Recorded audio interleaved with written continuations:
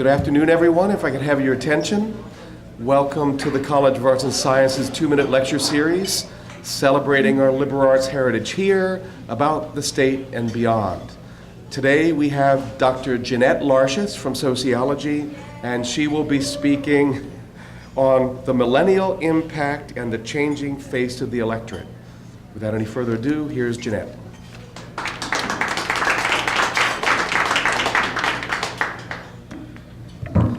Thank you. As Robert said, I'm going to be talking about the demographic shifts that are going to be playing out in the political sphere as we move forward.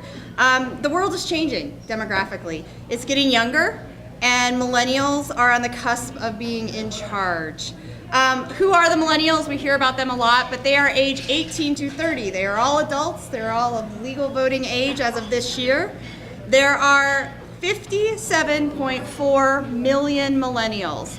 That makes them officially the second largest generation.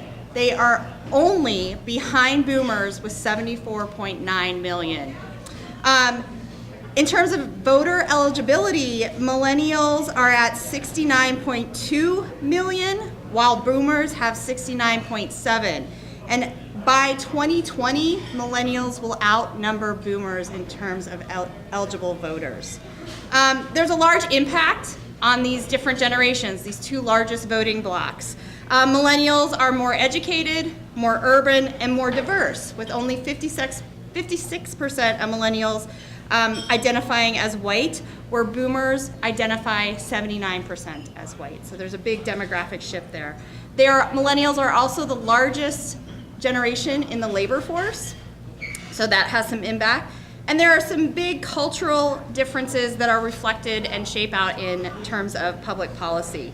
61% of millennials use social media for their news, while only 39% of boomers do.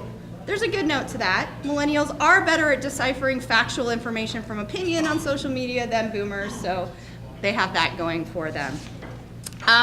In terms of issue, there's a big gap between millennials and boomers in terms of views on racial discrimination. 52% believe that it's structural barriers, while only 36% of boomers believe that. 79% of millennials believe that immigration is beneficial to our country, with only 56% of boomers. Millennials are generally more moderate, but lean liberal.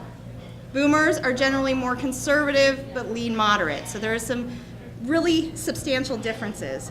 And these differences are playing out in the political sphere, with boomers still defining policy. Why is that? The question becomes a question of political agency, vis-a-vis voting. Boomers vote more than millennials. In 2012, for example, 69% of eligible boomers voted. Only 46% of eligible millennials voted. In 2016, 69% of boomers voted. In 2016, only 51% of millennials. That's a difference of 33.6 million millennials not voting, compared to only 19.6% of boomers who were eligible to vote not voting. That means that millennials not voting had 14 million more votes that they didn't cast than the boomers. That's over 9 million more votes than separated the two presidential candidates in the popular vote in 2016. It's a huge number and a huge amount of impact. So ultimately, millennials are not using their political agency by not voting. And what does that mean? It means that if they choose to use their agency, millennials are demographically poised to basically rule the world. They are active if they are active and use it. Otherwise, people who will not be around in 30, 20, and in some cases even 15 years are deciding policy that will affect millennials for the rest of their life. So I hope, ultimately, that what we see is a turnout, not based on party affiliation, but agency. If you want the future you seek, you need to actively use your political agency. And millennials are the largest generation. So please vote in 2 weeks. on Tuesday. Thank you.